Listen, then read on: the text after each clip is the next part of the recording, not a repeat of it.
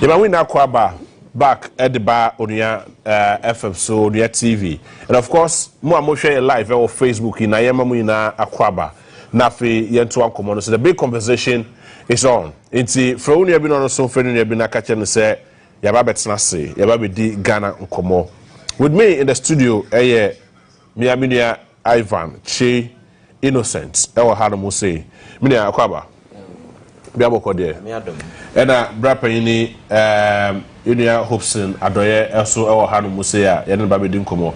Sinia Aquaba. Maybe I'm telling to me, Chia. That was a Biaboko there. Oh, young couple, they are doing it. Nobody assay, nobody assay. And yes, that and Kasabi Bri and Chebi Bri war, never be Bri home. But there is one thing. Air cost trending issues are air cost very necessary. One of them has to do with a Boahen, the arrest.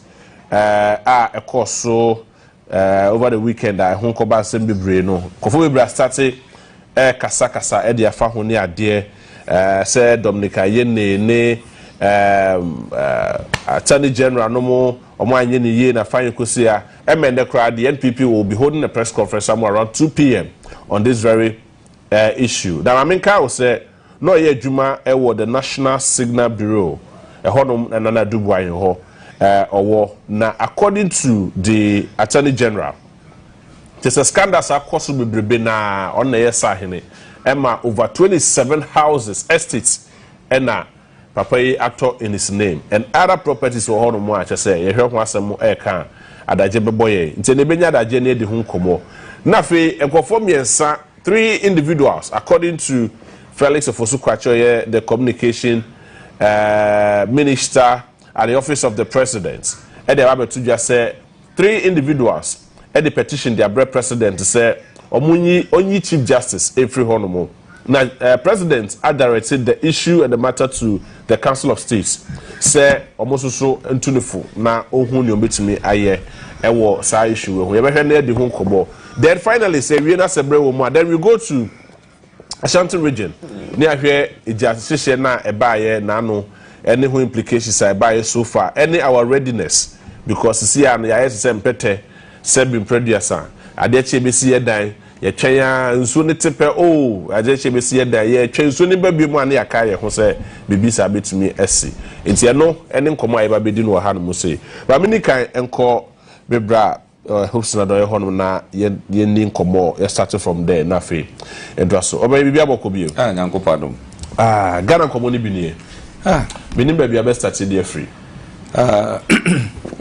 ne di kan enchia omutie nyina na wode mensre kwan Madina police for HA program yeah there is a KCB okay Oma handle the bedroom IGP anim.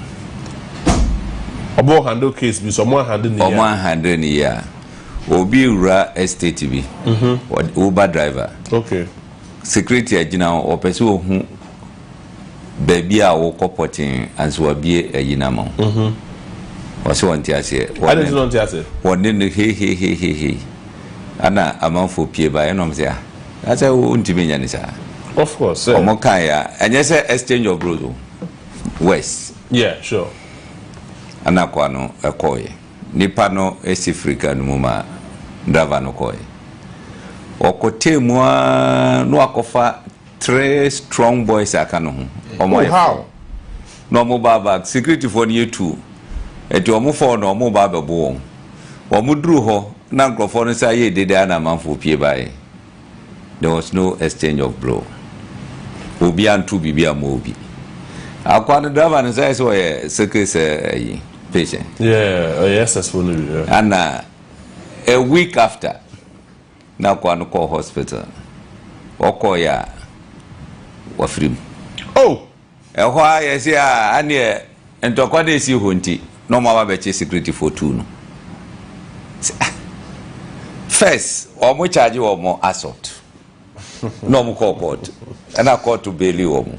I don't want to have a bet you almost says you more accuse you of murder. Oh, goodness. Hey, Senka, exchange of words to the ground and the Panubushu Hompona, more trust at the way are different. nipa no complicate our underlying complications that. That's right. Where say unfortunately for them, authorities at that estate, you know. Yeah. Wabukita the cause of death. Medical officer an issue here at the family, no. Oh, really? Yes. Omo autopsy report. Omo picture. That day no more hand over into omo picture of it. How can you do that? All because nipa na wawu no yesi ni nwe say na busu ani bi ye police ni. How dey tell no? It's omo fabro nya ho awekoko. I'm this case. Ebe do ajibi anim. So dey o ka baby anti. Enra na jo. Ada me nya ase ade the number na me frɛ no. Me introduce me ho a me bisa no o say no aye yi kakra. Me say on there Onua frɛ me. I will come to him. Okay. How can you do a year with that autopsy report? And I say, Bibisa, Ubia or 1 to 2 or Monsa, Ubian to Bibia Mono, just a West in the Keke, Anna Abanda Wua, just you're charging a man. And I say, this thing, no, you must clean the system. Yeah, sure, that's true. And you must clean the system. Let me say for the opportunity. All right. Chief Justice. And then I may share the video. My senior my producer class on bet me Amiyasha. Na President Mohammed Kasa. In fact, me name baby crow, na Chief Justice. Oh, okay. I'm say it was before elections or something. I see. Now, what she said here, I'm so Oboni Dino. Obo Mohammed Dino. And Obo Chief Justice Dino. Chief Justice. One said token. And I'm so born token or something like that. Oh, okay. Now we share a nibi pow. What was that video? No, my Asani producer and this all more. And nibi pow. What you say? Later on, Besate said, I'm say, Obi interview no so. No, I say, what to honor would be your bono chakasa, ebe odana. Eti, we say action speaks louder than words. Yeah. So on it, you know. Eti with this, yeah. Sir President Mahaman's who here. They know who say, hey, Namami, my anything. It is so pity. You can't say, Yaba, Emrakwaimunu. President won't mean a petition now, they are about matwatching. Yeah. No, Emranishan Kete. In the case of other, President will transmit my Chief Justice. Sure. Now, Otimi establishing here, low Mokan Prima Fashion now. That for my setting committee, no more. Let it committee the recommendation or the Babano. Chief Justice not the bread president to pay as a so diso. Say, Okase, Nipano, Yampamuna. President has no powers to say Yampamono. And Okase, Nipano, Yahushi on home, it's one thing. President has no power to say media mepamono. Yeah. That is the law. I see. Now, in the case of Chief Justice, say or receive petition as a circle Council of State. Yeah. It is a Council of State. It may establish the private fashion say, oh, assembly there. Anwa it is necessary to more. One set up a 5-member committee. 2 a Supreme Court judges. Mubako and Nebeche. Okay. Then 3 others, and say, free Parliament, and say, free Council of State, and say, lawyer Nigra. Nti other ye professionals and whatever. Yeah. He bet to my family. I'm a cocaine. Nah, just say,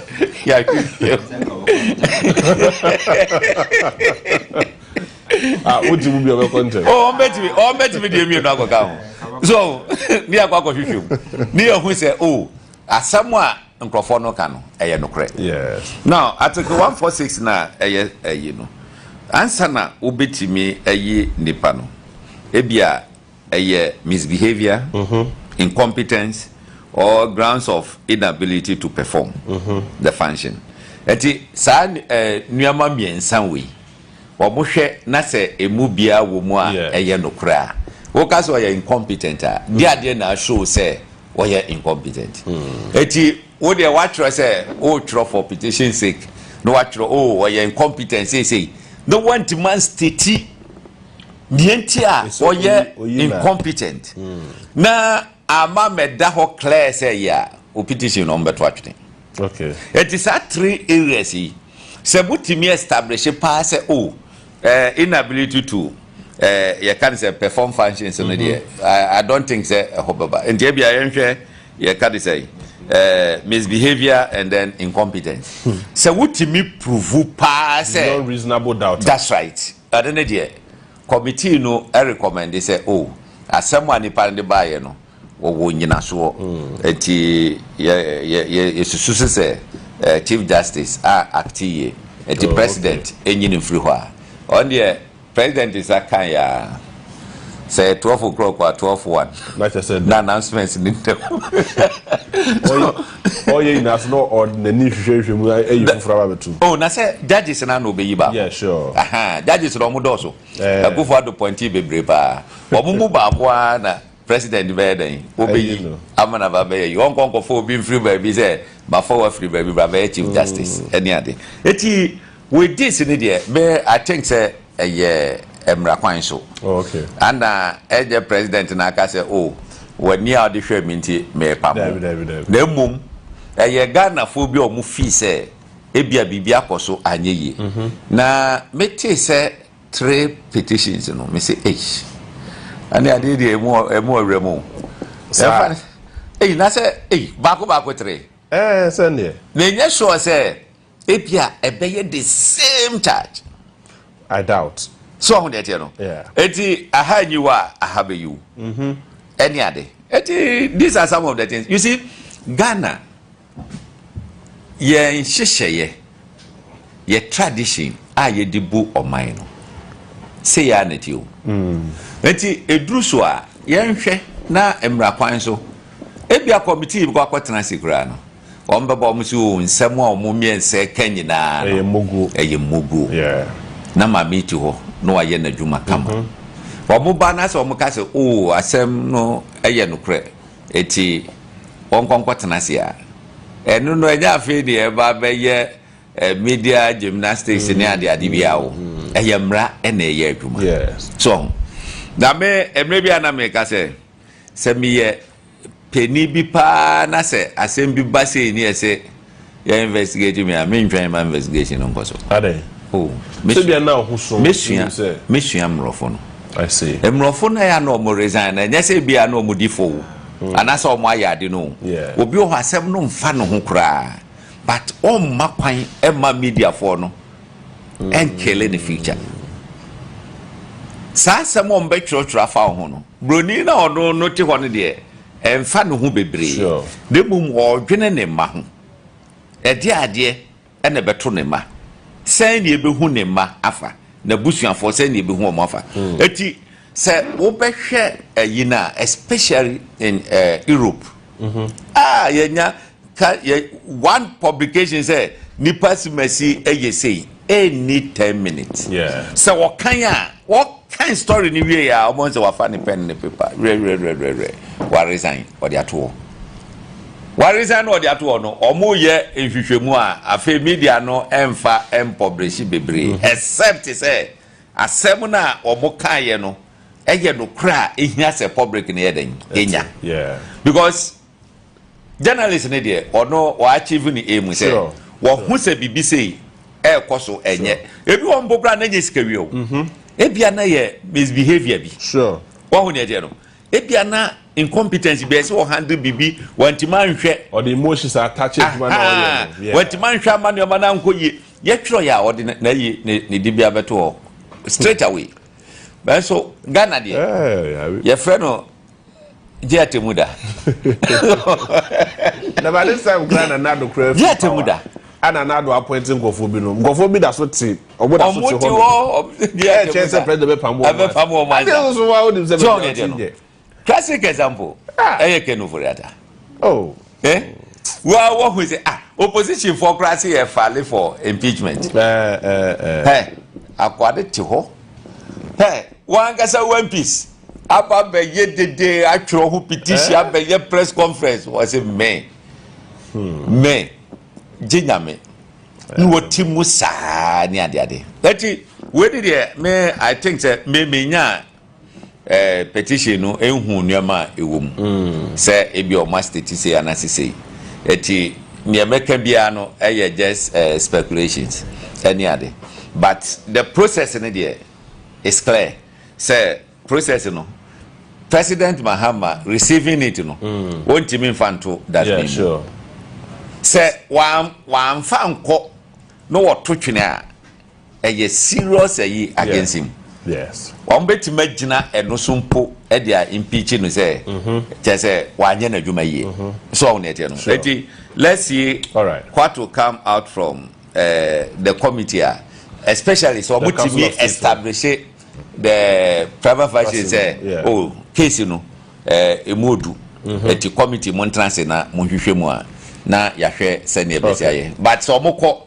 no mu hu se bia ade no bibia anim hu se bc later part of 2024 yeah obi petition a renowned lawyer adudo na ya no mo friend Kokwaza a petition President Akufo-Addo say only Chief Justice on incompetence on the grounds of incompetence stating the reasons in yeah yet and say Nanado say I did not buy any so be any what watching yeah sure any day kaka one transmit here you now go the office wa eti Onua mi ati ase so a consult to cancel stage of sin so be any well go Ivan that very particular discussion by yes it's Ivan on this issue yeah JB I think it's very very important say baby ye genesis here and I think says I will follow proceeding from what is happening currently when making mistake because people might think so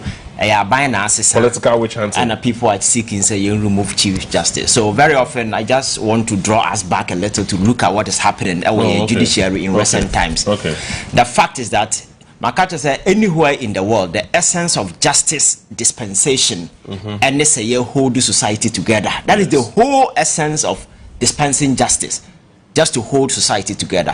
But ye bedru point to be not in dispensing justice, you know, is key to disintegrate society, create chaos, and that kind of way. Now it means all head towards an arena are very dangerous for our democracy. So we had the foundational institutions of our democracy. The most crucial is the judiciary. Yeah. So you begin to ask yourself, say, when it comes to public perception, so far as these institutions are concerned, in recent times, in the city, Debbie. The perception of Ghana for what about the judiciary, you know, ain't just an abstract perception. But now there are faces behind those we can, based on fact, evidence, to say, indeed, in recent time, the course we judiciary, most of the people in there are not credible. How can a judge beat me a now order kwabrane akwako to prison? And Yankopon bo nipa ba we are say ade ba ko a the most fundamental who here liberty. Very very to incarcerate somebody, no, it means you've taken everything away from the person. That is why very crucial say Sadia mano yamfa bribe seminar as a phone come. So that particular way never da hwa dent at the judiciary so. And in recent time when President Akufo-Addo took over, we saw the deliberate attempt to pack the court with loyalist individuals Otumfo said they have perceived partisan ties and partisan affiliation. We are you deepen that kind of impression man for one about say and the court is no longer an institution. It is there to dispense justice for Nipa who deserve. Namum is some kind of a terror arm. You are weaponizing with some political elements, and their job is to ensure say government will get away with everything. And in recent time, unanimous 7, unanimous 3 by it became the order of the day. Every single ruling be ever court to be a ruling, no, then it sparked a whole lot of conversation over social media. So at this point, the question you and I will be asking ourselves is, dear Ben, and I necessity this kind of petitions I echo because this is not the first time. Sure. Yes. Yeah. Mr. Hpeson Adorye before President Akufo-Addo exited, Obi the Bitcoin. Now we have 3, and I know said there are others in the process that will be going. At the end, that particular way, no air flows. It means trust, no confidence. Ideally, people are supposed to have in the institution, you know, anyhow. And it's a fact. And this thing even goes beyond the Chief Justice. The Chief Justice, you know, is just an individual. Yeah. But for me, if you look at the panel itself, in recent time, how a nipa binum fast or mukotna panel no so no, a destabilize the public trust. For instance, how do you justify within any reasonable context within a society, I have very civilized, I have practicing democracy, say, Obia or a field parliamentary candidate of a political party will be appointed by the same president in the same party to go sit at the Supreme Court. It doesn't make sense. You see, sometimes people say or qualify, Obia and Kasa unqualify. Governance, you know, you have to be very reasonable. You need to gauge public perception, because the Makata said the whole essence of justice dispensation is to ensure say we build the public trust. Because answer I made me case because court, you know, I need to have that belief say the court will give me justice. And now be the appointment justice. Then make that is why people often Makata say man for a person akobo dua dan so court, because onim say court onya justice. So this time now, I think that a house cleansing exercise been a coso. Ghana for have demonstrated say they don't have no trust in the institution. And as our person go online and check some of the polls. I'm for conducting Okroma to gauge the extent of trust and the confidence in Ghana for the judiciary. It's not there. So, like I said, the president, our data Quenjan bar on convey to a team to go through grounds. You know, when it comes to incapability and as inability to perform because of infirmity or whatever, physical or so strong but arena misconduct and incompetence, and incompetence is a very wide area. A result among public no any trust our judicial no can justify that your friend is saying incompetence and as Nema assisi kwanya niema faso akoso kroma say yente kroma na your friend saying justice na judge na otena anase ne kende ofurata your friend saying anase ne kende de japo who really know the babontin who west oh yeah this is somebody what call emotionally, no, he's just out there to get out. He has a personal scores. He has certain personal vendetta with a gentleman. Then he's just going all out because as a judge, you know, you should be very guided in your choice of words, especially in the discharge of your official duty. You don't use certain unprintable words. So some of these things, you know, add to the image and the credibility of the judiciary. What's a seven American? And in recent time, panel and within the judiciary, they have their own issue. Then. And Ghana, for those of us watching from afar, no, we all have our issues. Bribery issues, for our course within the judiciary. So for me, it goes beyond just the Chief Justice. The president must make sure, say, Panda or Nang, judiciary, your friend saying, high Supreme Court bench, you know, they need to vet them one after the other, and will be unqualified to be there. There are enough grounds to get them out. Because you know that most of the appointments were your friends are aided by partisan your friends ties. And I know Captain interview one High Court judge, I think a retired High Court judge, Justice Isaac Dochi something. Obisano on the Supreme Court versus Parliament issue. And he said it was a very huge embarrassment. And I think that is one of the issues also we should look at, because on the Chief Justice, and she is the face of the judiciary. No? Yes, and you see, do look at the kind of controversy that thing generated. And the judiciary, you know, overstretching an arm to the throat of your friends in Parliament. I know the day it became some kind of way. So for me, I say judiciary now be more of a partisan arm, as some people think so. They can use it to just to get away with everything. And we and that particular thing engine that public trust and confidence. And that is the most crucial thing. I can't say, wherever you see any establishment, government, soldier for the Boahen and your police for we the people. And the only thing that sustains is the trust and confidence people repose. That is why among 40 crimes or more demonstration to a banner, it's so easy for them to get the government out when trust are diminished to its lowest level. So the whole essence of governance must be there just to engender and inspire that sense of trust in Ghana for. So any institution be show those signs that we must quickly move in to quash it. And I'm saying it's not just the Chief Justice and then the Supreme Court, there are other several state institutions. From here, I know that there are petitions that are coming in against your friend saying the Electoral Commission way. From there, you know that for a fact. Oh, that will be coming up. And I said, well, we say definitely. We need to prune these institutions because you can see a reset Ghana. We need to build the very foundations of our democracy because you get to a point where you begin to ask yourself, say, is it really a democracy? I told you that we were just running a Ponzi scheme, just individual fronting it, pretending that we are a democracy. But in reality, some people being a baby, and they have power, they have control, and the whole government was being run at the behest of these individuals because they think they are in control. We cannot continue to do that. So I think there is one major thing in Ghana for Ebisa from the president, and it's right and good. Say what forward to the first Council of State for them to establish whether there is merit or otherwise. Okay. They are committee for the subsequent intents to be taken. So for me, I think that it's in order. That's it. Yeah. But that's it. But also, my member will hold more on the fire service issue. Nano Ejaya Shi Kumasi, say Judicial be Brino. Kofobi say I expose our system, the fire system. Say I expose it to ridicule. I say you need a honshe, but you're sorry, Kasabi Brine there. The whole Ashanti region, what we are told, they say I count just 5 fire tenders per. And there were all the 42 constituencies of Ashanti region. Likewise, there were Greater Accra region. So most 47. Of them, yes, most of them function very well. In Tiama, need the enough resources on the year Juma. But Seja, Ekokoto baby, the fire service people are to be blamed. And I'm sure, say, the banter between the PRO and the regional minister Amwako Hene. I don't know your take on that. Yo, the banter between the PRO and then Amwako Hene. Yeah, regional minister. PRO no was off. Not. I see.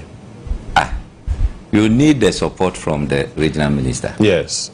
We say money tenders. Why the BSR recommendations? The regional. Why the make sure say Monsaka. It took a kujina baby na say Okokasa. Let's say what the political calculation. So on it, na asemwasi. Na minister no oversee the region. To America ba ayemshishie. Insusi ho. Can you say? Tenders you. You find a car, but in Sunni. Sense you, yes. Obia and Kohu, or Munya, Anna, Bakone, you man so no, or straggle. Yeah. Obejina Honadun Zaguati. Ubakacho, more Mujina, then more move way. So on the general. From the layman's point of view. That's right. Yeah. It is what Cassan some way you now, oh, Baba Baye, granting interview. Now, what I say. Shouting in Numuja. I no cre say shouting in Numuja. Yeah. But shouting so bit to Marcos so I'm at the papa. Sure. I'm a general. Sure. So on it. Now, later on, I got some kind of briefings. Say a jato na fire service for call. At all times, as he said, one tender. It's Siho. Yeah. I just said no. Enyaduma. Kosi say near Edumuno, Ebia, Obewi, Nisu, no Besana, say Bibisa. Okay. Bakune Sihono, a standby say, a Jano or Mutimi Swanu, we are. And no, the Besha say, and Propua Hojina or Mube, make sure say Bibia Dumgra. Oh, okay. Eti processes, no, may not be named until yesterday night. I see. Ebia minister didn't say that was the process. I mean, from the layman's point of view, yes, issue we have that's right. Most of us do not even. That's know. Right. Yeah. It is a sadness here, dear. Why that phrase? How the baby share interview? Say shouting in Nuja. Just say we are so disrespectful, and such people must be punished to, deter people from making such. On slavery, comments in future. So on it, it's your more Mokasu, and PRO no, and say, Yedi and Sakan and say anything. I disagree. Or more code of ethics. Yeah. How are more your Mojuman in the Kaikan, whether you like it or not. the politician is running this country. Wono usi so now say ejuma me pese me ye pa ye fire ejuma anu akọ fire anu we akọ training ana wo ye ejuma wa rise to that position. Yeah. Anu na wo pe obi so de ne say me pese me ye politics onu so aduru ho obi pese odidwa onu so odidwa eti you don't disrespect people. In any case, the regional minister is the chairman of the RISEC. Yeah.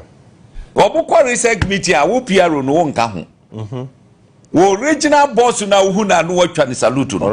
Ono na ti nanim. And the regional minister can tell your boss say sadi way mon konkoye. No question. Sure. Obekwa koye. E jadi ti na wo ye sadi no.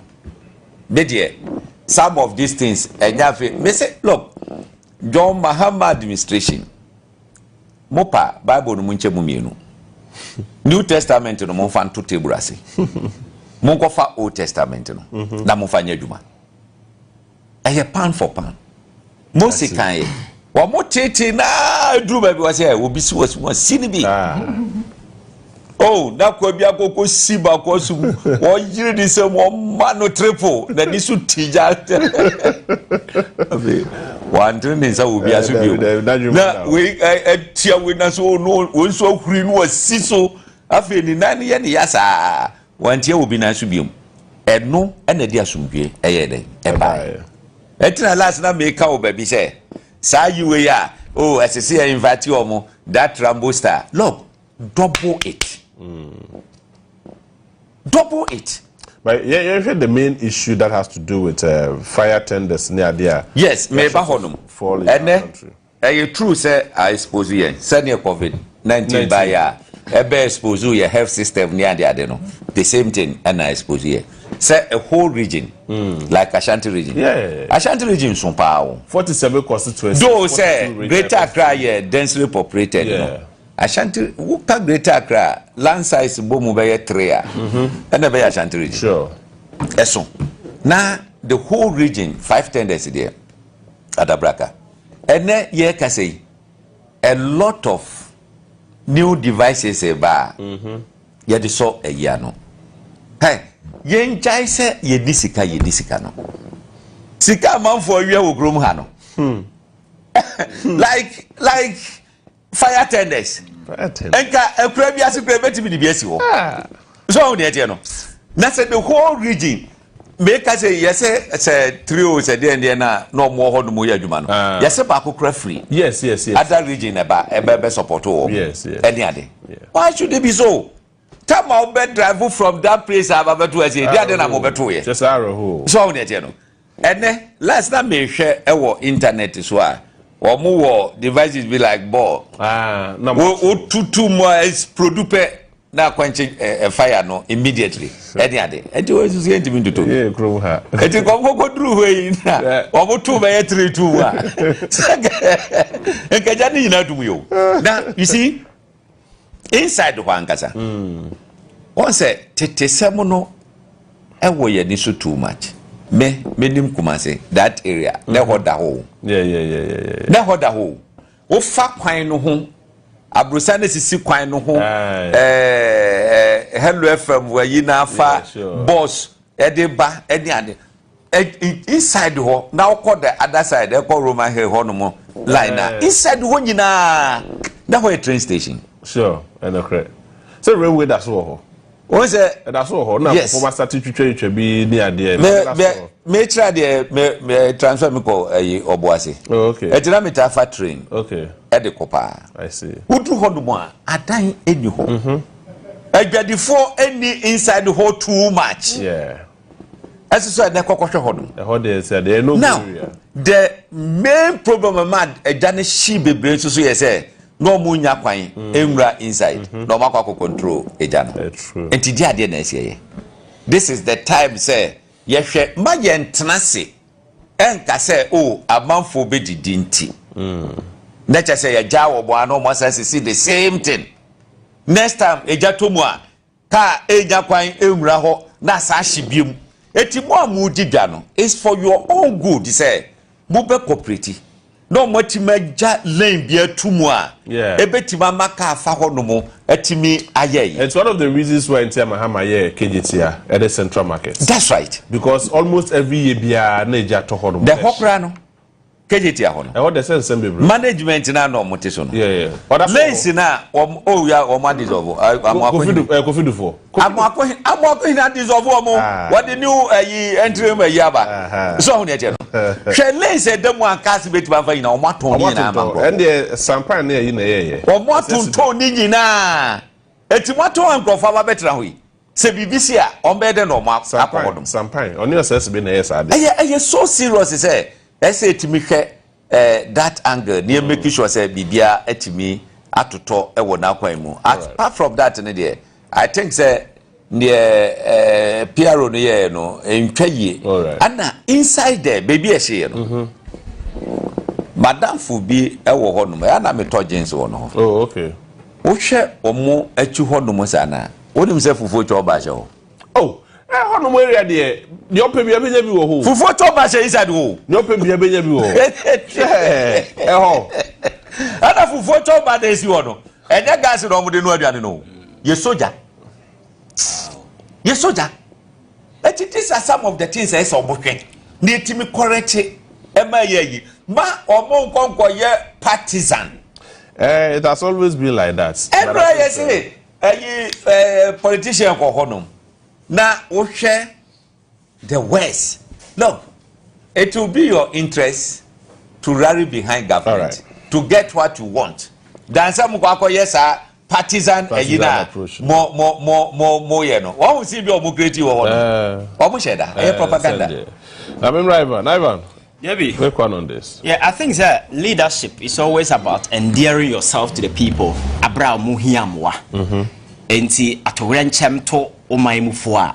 As a leader and as a commander-in-chief, you should always be ready and be there for the people. Yeah, sure. In the last 8 years, it's one of the major things we are lacking. And on this platform, no kanye. In sofa nipa, obia kofro light po wawu, obia say even common to it cry not to your friends are all commiserating with the family. You who be okroma. But need to make George Floyd a year about okroma bonsa. Like it didn't make sense. So when President Mahama started by a tidal waves issue, he went there immediately after 6 months. Sure. That was leadership. Yes. Then Ashanti region, the very moment I didn't see it, that day the president was there. Oh yeah. You see, that is leadership. You see, it's not always about Matam Sikama, Mama Kama, you say, prove to the people, say, you are there because of them. And for me, that is one of the commending things that we need to talk about it. But JB, you see, we don't live in a serious country. And we also live in a part of the world that where we favor sensationalism over the actual and the developmental issues. President Mahama echo grounds and assured workers in your friends or more and even fire service for near some of the challenges were highlighted. Then as a forum, the challenges are these are key issues that should dominate discussion. But some emotional banter between chief officer and your friend is saying regional minister are taking the center stage. And in the past bare 1 week in here, social media, that is what is trending.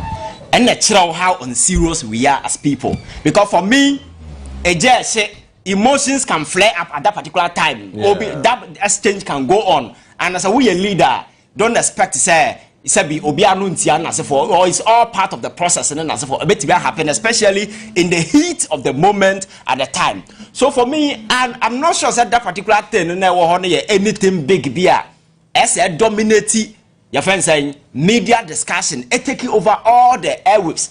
Number the assurances that the president gave to the people. Nipana omonia obi dwetirasio. Obi on your friends a breadwinner for the family. Yeah, sure. So you expect that the media will take some of these things and kumase just what is the actual cause? Why not me taking research be upon herself and answer himself say we want to get into the root of this especially when party as a buying as for especially in marketing and as for these are some of the key issues that should be prioritize over some of these trivial banter between wine and wine are taking the media space. And you see, said we can't say what that situation I suppose here and I say expose here. No, I'm not even sure that thing need a answer. That is a fact. That's firefighting and as for has never been a priority. Back for Timiko, we are $7 million. No, not to be fired the Kotuta dime. But fire tenders and then as for a place like Kumasi, a very crowded area, a jackrabbit, and you say just see answer when a fire tender or these are some of the logistics I say are available already. Now personnel and so forth should always be on standby. So situation is see and they are unable to address it. And then you may have challenge. But this time no, Udi fire service for that time because sometimes in terms of logistics they are constrained. Yeah. In terms of Nemo Mode way anyhow a chance state in your fairly as a country. That's for me. All right. So what are some of the measures you taking in place just to ensure say some of these challenges in as for no address it say by young konkonya similar situation ABS next situation it could be worse we've had similar instances I will chroma say. So for me I think the media now more efficacy on this sensational thing people are just trying to twist it partisan whatever no it's unnecessary. Let us focus on how we get it the National Fire Service, all the equipment and the NEMA personnel training in as a form, NEMA become, then as a form, and a nipano yes, Jubano. In terms of safety measures, do they even have insurance? You see, this is some of the things you expect the media to highlight. Because some of these things, for me, I'm not sure there is any issue here. As you wasted time talking about Ashanti Regional Minister versus fire PRO. Now, Ejana and Shia. That encounter will not happen. So in resolving that particular thing, I think we need to be very guided. I say, Naminda Mebra Hpeson Adorye so I say Mrenaso, I can just about 5 more minutes now. Yes, sorry so. But my main cow say me mauska cash out *439#. Last hour, me can for the last. Nafi yet me I draw no. Now also what me 2,000 5,000 be a show to me year. *439#. Last hour *439#. For option number 3, na me mauska ending. Now me quick birthday me nu ina yefa me wi na mabɔ draw no e dia tum. First one if me aminua sweet honomo ne yire your friend Lina Osei Tutu. A very beautiful day you have there. And then Wawoda Nyame Eshao from Minister Sweets to the beautiful wife. And also a friend Mrs. Lina Osei Tutu. And then Wawoda happy birthday to you. And Nyakopon Eshao na onyo kese and also Eshao Bibre. Na another birthday so edia coming Mr. Chu say picture no ho no more fine but another birthday so echo edia ma Elizabeth Clem yeah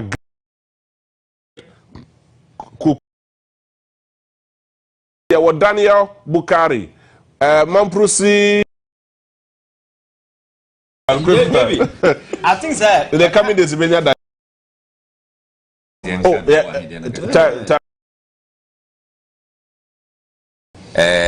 Madamfo, me ya, say Sasemwe atono. Na we share the magnitude of it now. It will be improper for me to defend. I see. Because what is coming out, maintain his side. Say near Omoke Kano Ayanokra. That's a metna say.